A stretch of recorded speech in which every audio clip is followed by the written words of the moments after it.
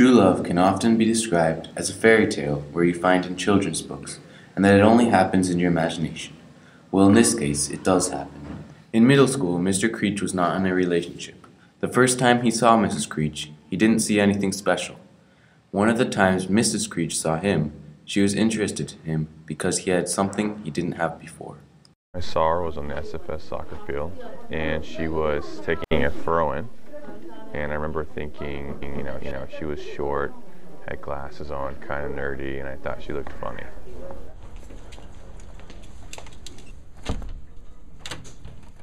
Well, I had known of Mr. Creech for a really long time because we both went to SFS, and I started going there when I was in 6th grade. And actually, we had been in plays together and sports teams together, but it really wasn't until high school that I really noticed him. It was my 9th grade and his 10th grade, and he had been gone for a year because he was a missionary kid, and so he went back to the States for a year. And I remember we were in the cafeteria, and I saw this guy from afar, and he had this huge fro. And I was just thinking, who is that guy? He is so cool looking. And so I asked my friends, and they're like, oh, that's Harrison Creech. And I was like, what? That's Harrison Creech? He looks so cool. And so that was the first time I really noticed him for the first time. Game, you will sit with me on the bench, okay? You do nonsense like this. When Mr. and Mrs. Creech were in middle school, they were passionate about soccer. Not only did they play soccer in middle school, but also in high school and college. Now they're expressing their passion about soccer by coaching in kids.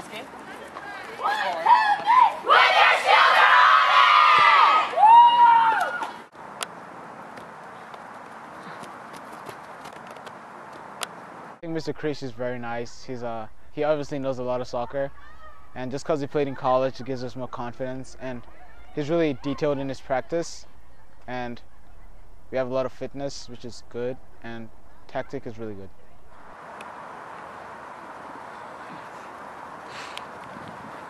Mrs. Creech is a really good coach, and she speaks Spanish half the time, so I don't know what she's saying, but she's really into what she does, and she's really good at it.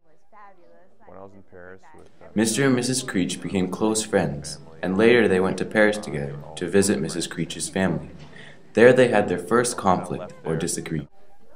When I was in Paris with Mrs. Creech, I went to meet her family, and they all spoke French, and I was kind of left there, just kind of sitting there while everyone was speaking French. I didn't understand anything. I was completely isolated, and here's my future wife, and she's not really helping me meet her family, so it was a hard time.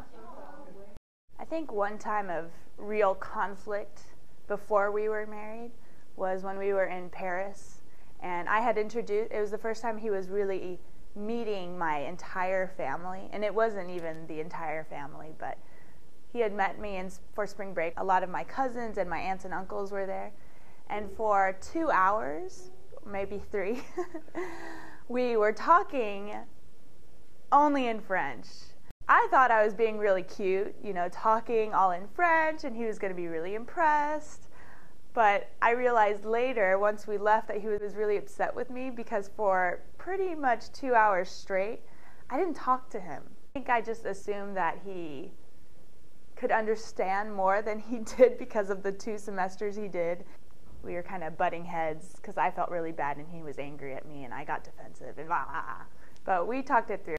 Even though they were in a conflict, they still liked each other, so Mr. Creech decided to propose to her.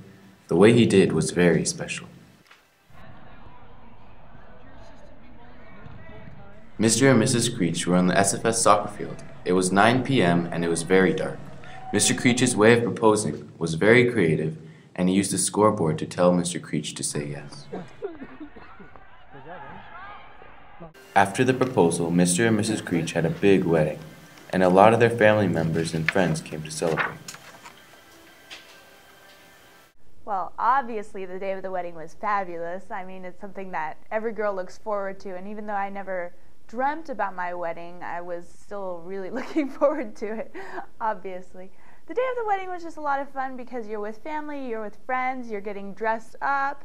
I was definitely really nervous as I saw people getting to the church, and I knew, oh my gosh, I'm getting married, saying my vows. And afterwards, it was just a good time. It was just party.